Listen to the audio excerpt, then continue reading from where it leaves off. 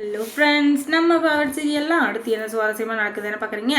மல்லியும் விஜயும் ரொம்ப சந்தோஷத்தோட வீட்டுக்கு வந்தாங்க. ஆனால் அந்த சந்தோஷம் ரொம்ப நேரம் நிலைக்கல அப்படின்னு தான் சொல்லணும். ஏன்னா இந்த ராஜேஸ்வரி இருந்துக்கிட்டு அடியாக என்ன கொடுக்குறான்னா, டேய் இந்த பிஸ்னஸை வந்து நீ ஆரம்பிச்சிட்டோம் அப்படின்னு சொல்லிட்டு அப்படியே தலைகீழெல்லாம் குதிக்காத சரியா, இன்னும் 1 மணி நேரம் ஒரே மணி நேரம் நான் மட்டும் இப்போ நினச்சேன். அதுக்கப்புறம் உன் பிளானு உன்னோட ப்ராஜெக்ட் எல்லாமே தூர தாழ் பார்க்குறியா அப்படின்னு சொல்ல, ஓஹோ உனக்கு அவ்வளோ ஒரு கான்ஃபிடென்ஸு சரி பாரு நீ என்ன பண்ணுறிய, நானும் ஓரமாக இந்த வேடிக்கை பார்க்குறேன் அப்படின்னு சொல்ல, என்ன நீ சாதாரணமாக நினச்சிட்டல தம்பி, இப்படி சூடு அப்படின்னு சொல்லிட்டு ஒரே ஒரு ஃபோன், அந்த ஃபோனில் வந்து நம்ம விஜயோட மொத்த இதையும் முடிச்சிட்டா இந்த ராஜேஸ்வரி. அப்படி என்ன பண்ணான்னா, நீங்கள் இந்த டெண்டரை அவனுக்கு கொடுக்கவே கூடாது, அப்படி கொடுத்தீங்கன்னா கண்டிப்பாக நீங்கள் தான் லாஸ் ஆவீங்க. அதுக்கப்புறம் என்னுடைய கம்பெனியோட இருக்கு இல்லையா டைஅப் வச்சுருக்கீங்களே அதுக்கப்புறம் எத்தனை கம்பெனியோட டைஅப் வச்சுருக்கீங்களோ மொத்தத்தையும் கேன்சல் பண்ணி விட்ருவேன். அதுக்கப்புறம் நீங்கள் யாருக்கிட்டையும் டைஅப் வச்சுக்க முடியாது. அதுக்கப்புறம் சோத்துக்கு சிங்கி அடித்து நடுவோட தான் நிற்கணும் அப்படின்னு சொல்லிட்டு மிரட்ட உடனே, ஐயோ சத்தியமாக முடியாது, இவனை மாதிரி ஒரு ஆள் நமக்கு தேவையே இல்லை. அதுவும் இல்லாமல் அவனால் 5 பைசா கூட உங்களுக்கு லாபம் கிடையாது. அவன் வந்து எல்லா இதுலேயும் சீட்டிங்கு போர்ஜரி இதை பண்ணி தான் இந்த மாதிரி கம்பெனியெல்லாம் ஆரம்பிச்சிட்ருக்கான். அவன் பேச்சை கேட்டு நீ கம்பெனி ஆரம்பித்து அதுக்கப்புறம் லாஸில் போச்சு. அதுக்கப்புறம் நான் பொறுப்பில்லை அப்படின்னு சொல்லிட்டு ஃபோனை வச்சுறாங்க. அதே கோவத்தோடு வந்த அந்த இவர் இருந்துக்கிட்டு ஐயோ என்னடா இது இப்படின்னு சொல்லிட்டு பயங்கரமாக கோவத்தோடு வந்துட்டுருக்காரு. அதுக்கப்புறம் ஒரு விஜயை பார்த்து, ஏன்டா டே உனக்கு எவ்வளோ தைரியம் இருந்தால் எல்லா டாக்குமெண்ட்ஸும் ஃப்ராடு போட்டு பண்ணி என்கிட்ட கொண்டு வந்து கொடுத்துட்டு இதில் எத்தனை கோடி கேட்குற, 70 கோடி கேட்குற இந்த டுபாக்கூர் கம்பெனியை கட்டுறதுக்கு, அதுவும் எப்படி அடுத்தவங்க காசில். உங்களுக்கெல்லாம் ஓசியில் யாராச்சும் இவங்க கிடைச்சாங்கன்னா ப்ரொடியூசர்ஸு, அதுக்கப்புறம் மொத்தத்தையும் கறந்துடுவீங்க. அதுவும் இல்லாமல் நான் ஒரு ஃபைனான்ஷியர், அதனால என்னை வந்து யாராலும் ஏமாற்ற முடியாது.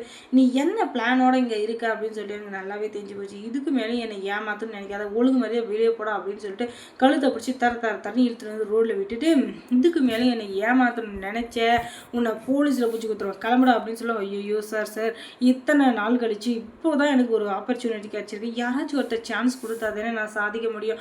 நீங்கள் சான்ஸே கொடுக்காம சாதிக்க முடியாதுன்னா எப்படி சார் அப்படின்னு.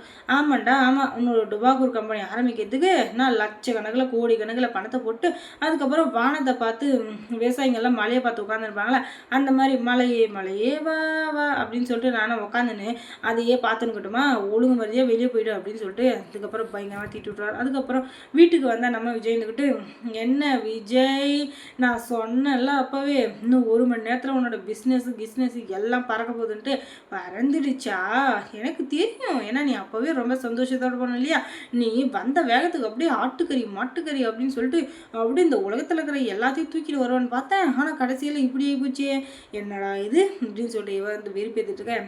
ராஜேஸ்வரி ஒழுங்கு மாதிரியே போயிடு, சும்மா என்னை வெறுப்பேற்றதா நினச்சிக்கிட்டு நீயும் ஒன்று அசிங்கப்படுத்திக்காத, ஒழுங்கு மட்டும் இந்த இடத்த விட்டு கிளம்பிடு அப்படின்னு சொல்ல, உன்னை வெறுப்பேற்றுறதும் நீ நடுத்தரவில் நிற்கிறதும் இதுதான் என்னுடைய வரம் சுகம் எல்லாமே. அதை பார்க்கறதுக்கு எனக்கு எவ்வளோ சந்தோஷமாக இருக்குது தெரியுமா அப்படின்னு சொல்ல, ராஜேஸ்வரி இப்போ சந்தோஷப்படாத, என்னைக்கு இருந்தாலும் எனக்கு வந்து ஆப்பு உனக்கு வரத்துக்கு ரொம்ப நேரம் ஆகாது. அதுவும் இல்லாமல் என்னை தோக்கடிச்சிட்டேன் அப்படின்னு சொல்லிட்டு நீ வந்து ரொம்ப சந்தோஷத்தெல்லாம் மிதக்காத. என்னை தோக்கடிச்ச உன்னை தோக்கடிக்கிறதுக்கு யாராச்சும் வருவாங்க. அதுக்கு நீ வந்து இவ்வளோ ரிஸ்க் இல்லையா, அவ்வளோ இல்லாமல் ஒரே செகண்டில் இது பண்ணிட்டாங்கன்னா அப்போ தெரியும் உனக்கு அந்த கஷ்டம். இத்தனை நாளாக கஷ்டப்பட்டது எல்லாம் போச்சு அப்படின்னு சொல்லிட்டு அதுக்கப்புறம் என்ன பண்ணுறது தெரியாமல் தலையில் கையை வச்சுட்டு உட்காந்துட்ருக்காரு நம்ம விஜய். அதுக்கப்புறம் என்ன, ராஜேஸ்வரிக்கு ஒரே கொண்டாட்டம் அப்படிதான். அதுக்கப்புறம் இனிமேல் நம்மளை யாராலையும் எதுவும் பண்ண முடியாது, நமக்கு எதிரிகளே யாரும் கிடையாது அப்படின்னு சொல்லிட்டு அப்படியே தலை கணத்தில் சுற்றிட்டு இருக்கா இந்த ராஜேஸ்வரி. சரி இவளுக்கு என்ன வந்தது, இப்போ எல்லாமே பக்கம் இருக்குல்ல, அதனால் அப்படி தான் ஆடுவா அப்படின்னு சொல்லிட்டு எல்லாருமே இப்போதைக்கு அமைதியாகிறாங்க. ஏன்னா அவகிட்ட எல்லா பவரும் இருக்கு இல்லையா, அதனால். அதுக்கப்புறம் என்ன, இப்போ விஜய் இருந்துக்கிட்டு அடுத்து என்ன ஸ்டெப் எடுத்து வைக்கலாம் அப்படின்னு சொல்லிட்டு மறுபடியும் யோசிக்க ஆரம்பிக்கிறாரு. ஆனால் இப்போ வரைக்கும் எந்த யோசனையும் வரல. ஆனால் அதுக்காக அப்படியே விட்டுருவாரு மட்டும் நினைக்காதீங்க, கண்டிப்பாக அடுத்த ஸ்டெப் எடுத்து தான் வைக்க போகிறாரு. அதுக்கப்புறம் மல்லி சீரியலில் என்ன சுவாரஸ்யமாக நடந்திருக்கும் நீங்கள் தெரிஞ்சுக்கணுன்னா நம்ம சேனலை சப்ஸ்கிரைப் பண்ணுங்கள். அதோட பக்கத்தில் இருக்க அந்த பெல் ஐக்கானை கொஞ்சம் கிளிக் பண்ணி விடுங்க. தேங்க்ஸ் ஃபார் வாட்சிங்.